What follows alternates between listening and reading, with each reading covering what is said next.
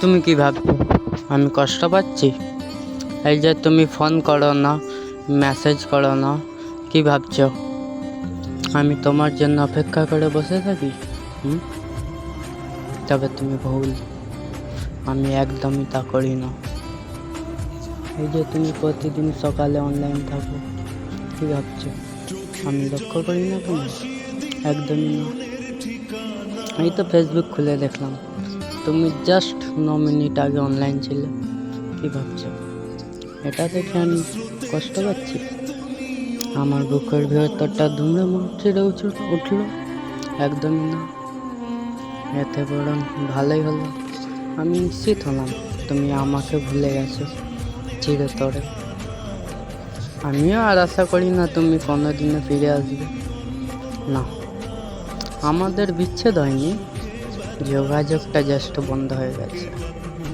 তুমি তো আমায় কথাই বলকও করোনি, তুমি শুধু আমার থেকে মুক্তি চেয়েছিলে, যেটা আমার বলতে পারোনি কোনোদিন। হঠাৎ তুমি দুম করে যোগাযোগটা বন্ধ করে দিলে। আমি বুঝলাম যে যাবার সে তো একদিন যাবেই, তাই বেঁধে রাখার চেষ্টা যে করিনি সেটা বললে ভুল হবে। তুমি বুঝতে পারোনি, বুঝতে পারবো না কোনোদিন। তুমি আজ আমার ভালোবাসা, তাই আজ আমি তোমায় মুক্ত করে দিলাম। যদি তুমি আমার জেদ হতে তাহলে আজ আমার ঘরে থাকতে চিরতরে। তবে কি জানো তো, আমি জানি, আমি বিশ্বাস করি যে জোর করে আর যাই হোক ভালোবাসাটা পাওয়া যায় না। তাই আমি তোমায় জোর করিনি। তুমি বলতে পারতে যে আমার মুক্ত হতে চাই, তুমি স্বাধীনতা চাও, তুমি আমার থেকে বেটার কাউকে ডিজার্ভ করো। আমি হাসি মুখে তোমায় চলে যেতাম। এরকম দুম করে কিছু না বলেই, কথা বন্ধ না করলেই পারতে।